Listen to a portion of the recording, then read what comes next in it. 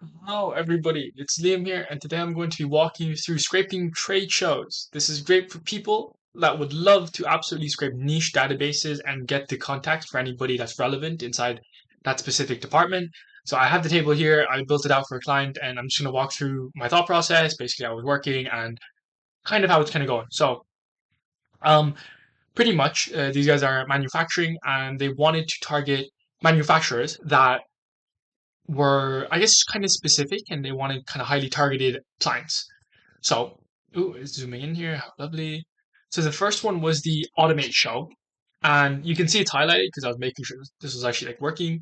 But pretty much when I was doing this before, this was actually working with Instant Data Scraper, which I'll show with the next one. But pretty much Instant Data Scraper is like a data scraping software and it works super well to scrape big kind of databases with the website in some sort of pagination format or infinite scroll. So what I love about Instant Data Scraper is that it doesn't show up when you want it to. Let's see how this goes. IDS, please. So this happens sometimes, but pretty much IDS is going to come out and it's going to scrape all the relevant HTML from the site and package it up into a nice CSV that you can download and you can, there you go. So now it's showing up. And when I was doing this before, this was working and this was scraping the entire list. So I was like, I can't record this and not have it work. So I went and I just put it into Claude and I'll just show you what I did for that.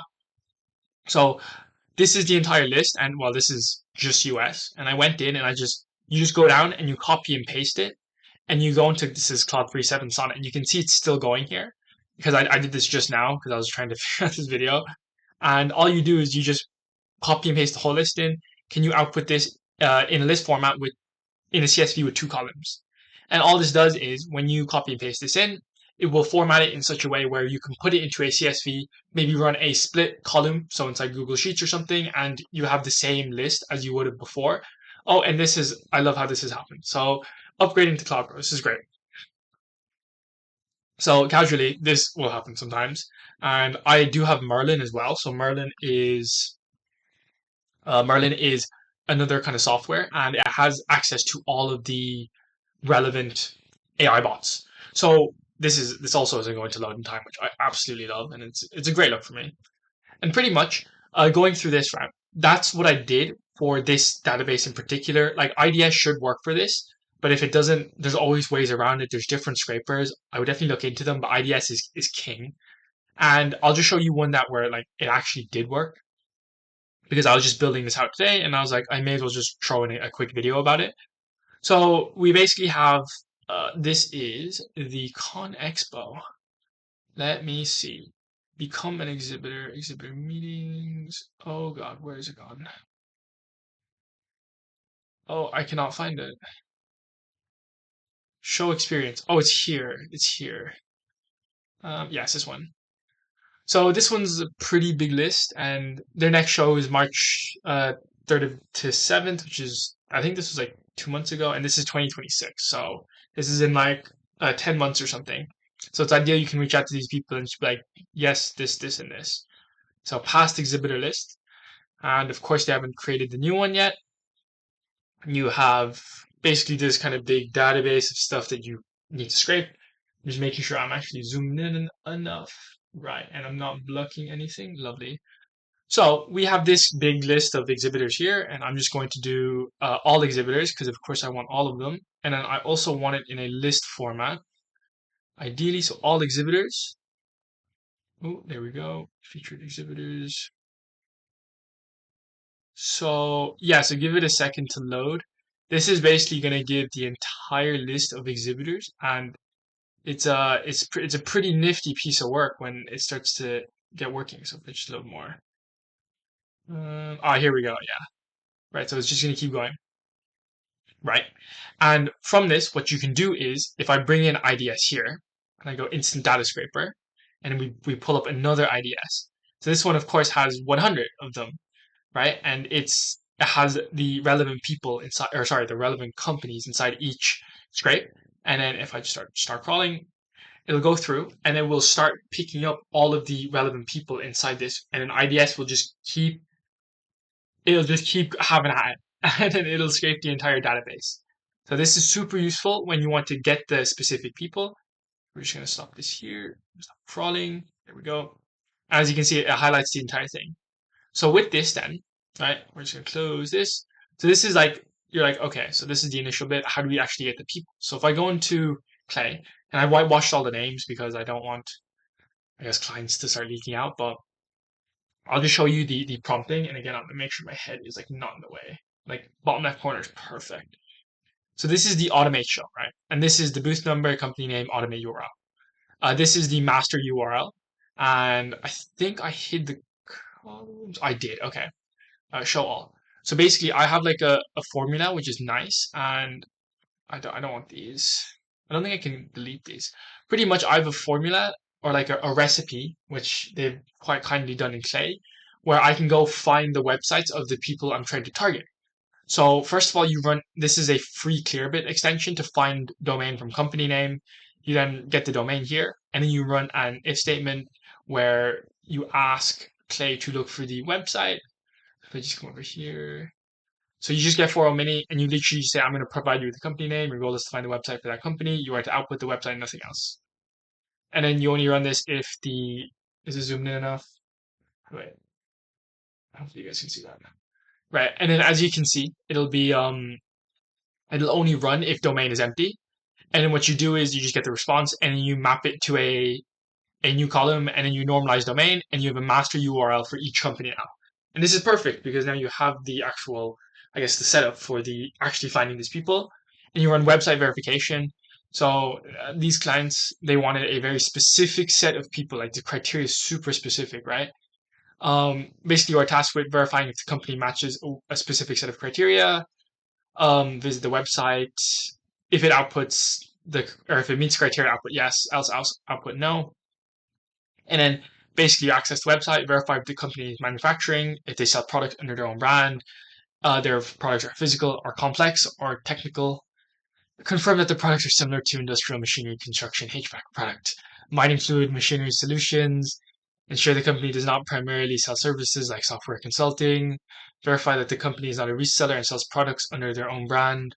So there's a pretty extensive list of criteria here, right? And then you just run a specific output, right? And this will basically give you a yes/no statement. And I've just filtered down the specific contact, like yes/no. If they don't match criteria, I'll just remove them, so I don't have to deal with looking at all this, which is why these are all qualified.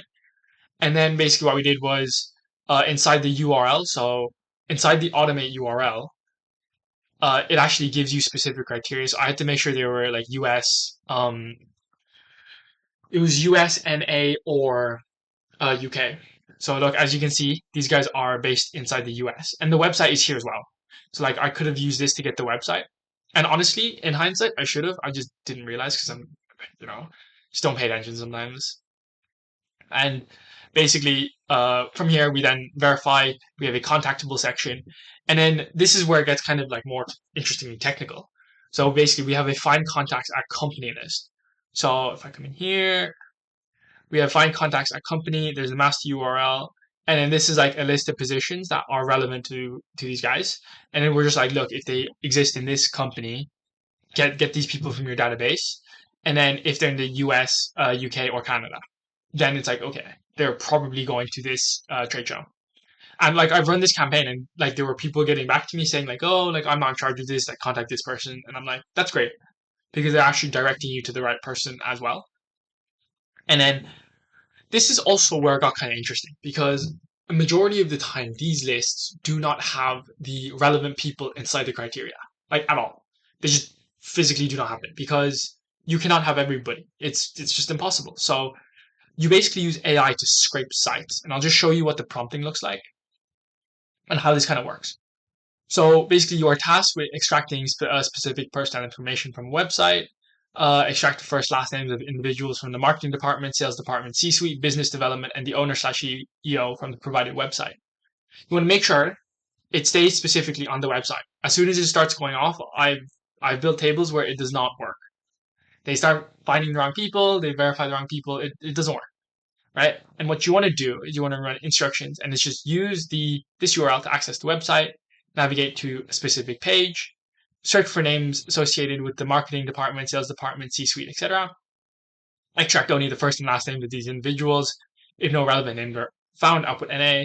Format the list of names. Format the output as a list of names because you want to run a loop through them and you want to map them to a new table. So you just basically give it an example here. And then this is like the specific prompting. So inside, this is like, I don't say high level, but it's just the way they structure the JSON. The JSON in, right, you can give it details on how you want it to output the specific list inside AI. And you can do this in different ways by asking it to run a JSON and then using extract list of values. And that will map the specific names to a list. And you can loop through that with a write to table function. But this also works as well. So this is what I put in. And basically what this looks like is come over here.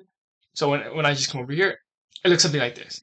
And it's like, okay, this costs like nearly 2/10 of a cent, I think. And this is what the formatting. So David Endres, Charles Brown, David Dornack. And let's see if this is relevant. Join our team. It would be quite embarrassing if this wasn't. Let me see. Oh god. You know what we're going to do? I'm just going to get one of these names. Right, we're just going to make a new thing. And then we're going to do QC conveyors. QC. God damn. Right, let's see what this looks like. And this doesn't load. It would be very embarrassing. Oh yeah, so he's the president of QC conveyors. Oh, that's nice. So basically now we have the president of QC conveyors. They have decision-making power, and they can basically go through and ideally, if we're a fit in what we do, etc., it could get passed on. So this is basically the formatting, and now you have specific people. You don't want their well, you could, but you don't really need their position. And then you just run a simple write to other table function, and this just basically writes this to a different table. And as you can see, it just maps over all of these specific values, so it maps it over. And then when you come to this, like employee automate, right?